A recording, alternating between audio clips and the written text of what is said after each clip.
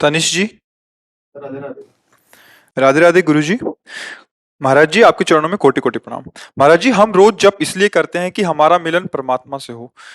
मेरा आपसे ये प्रश्न है कि आत्मा का परमात्मा से क्या मिलन है? कितना जप करते हैं? किसका प्रश्न है? कितना जप करते हैं? रोज में 5 बार माला, रोज में 5 बार माला जप करता हूँ। 5 माला 5 माला 5 माला रोज जप करते पंजाब हैं? से आए हमारे गुरदासपुर हाँ। पंडोली धाम से। हाँ। भोजन ठीक रखो, गंदी बात मत करो, गंदे आचरण मत करो, और भजन 5।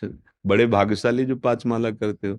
पर जब 5 मिनट का भी विस्मरण ना हो 24 घंटे में, तब ये प्रश्न का उत्तर समझ में आएगा। भैया अभी तो है, अभी तो नहीं आएगा समझ में। अभी पहले नाम जप में लगो, इतना नाम जप करो, चलते फिरते उठते बैठते अव्यावृत भजनात्, देवर्षि नारद जी कहते हैं, तैल धारावत अखंड स्मरण, तब बात समझ में आई। ये अध्यात्म है बच्चा। ये प्राकृतिक शब्दों के द्वारा बौद्धिक स्तर से नहीं जाना जा सकता, ये बुद्धि के लय के द्वारा जाना जाता है। अभी मना खष्टान इंद्रियाणि प्रकृति स्थानी कर सती, तो परमात्म तत्व या आत्म तत्व का अनुभव कैसे जान पाओगे? अब जैसे पीएचडी जो किए हुए हैं, वो जो बोले, जिसे ककारा भी नहीं आता, वो क्या समझ पाएगा? हमें चाहिए पहले ककारा मात्रा का ज्ञान प्राप्त करें और शब्दों का जोड़ सीखें, फिर धीरे धीरे ग्रंथों का स्वाध्याय करें, तब फिर हमारी बुद्धि उसमें शोध करने लगेगी, उसको समझने लगेगी। अभी शोध योग्य बुद्धि नहीं है।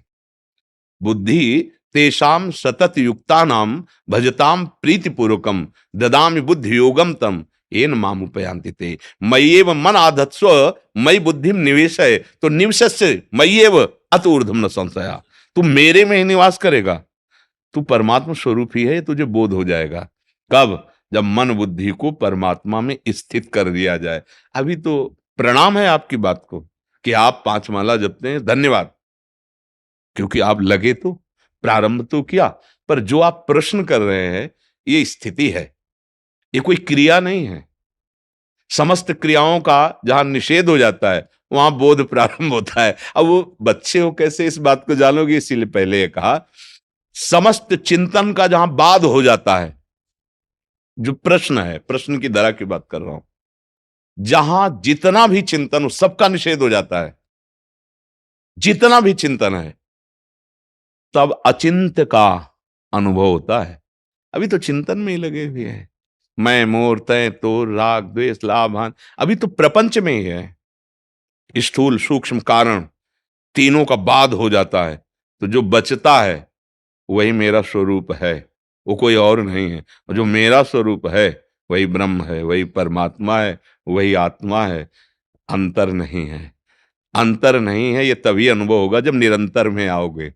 अभी अंतर है तो फिर अंतर है, समझ रहे हो? अभी तो बच्चा हो, मतलब अभी तो जैसे केजी में प्रवेश किया जाए ना, तो उसको भी पीठ ठोकी जाती है। जब वो पार्टी में लिखता है ना, ऐसे गोली डंडा, ऐसे मास्टर कहता शाबाश शाबाश, तो ऐसे अभी।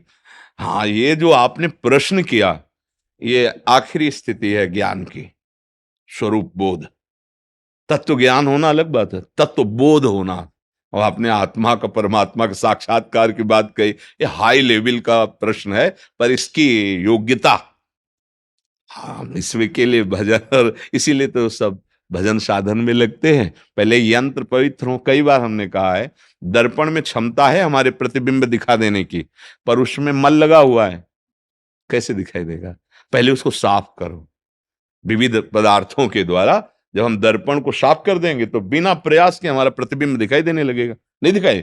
ऐसे ही हमारे यंत्र हैं, मन बुद्धि चित्त अहम, ये सब मलिन हो गए हैं कर्ता और भोक्ता भाव से।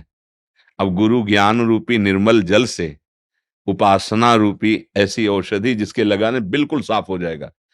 जेव ही अंतःकरण निर्मल हुआ, तेव ही, जैसे निर्मल जल में है ना, शांत और निर्मल जल में नीचे क्या पड़ा हुआ है आपको दिखाई देगा, उसको आत्मस्वरूप का निर्मल अंतःकरण, संकल्प रहित अंतःकरण, तो वो ब्रह्म में लय हो जाता है, उसकी सत्ता ही नहीं रहती। तो अपने आप से अपने आप का अनुभव होता है, किसी करण से नहीं। किसी करण, अब कैसे समझोगे, बच्चा हो तुम, किसी करण से जो अनुभव होता है वो सब प्रकृति का ही होता है। जो परमात्मा का अनुभव होता है वो अपने आप से अपना अनुभव होता है। अब अपने आप को हमने देह मान रखा है, अंतःकरण मान रखा है, स्वभाव मान, ये बड़ी ऊंचाई की बात है। इसीलिए पहले खूब नाम जप करो, गंदे आचरण मत करो, गंदा व्यवहार मत करो, पूज्य जनों का, बुजुर्ग जनों का आदर करो, किसी को सहयोग की जरूरत हो तन मन प्राण न्यौछावर करके उसकी सेवा करो। अभी अंतःकरण पवित्र होने लगेगा, अध्यात्म जागृत होने लगेगा। जी।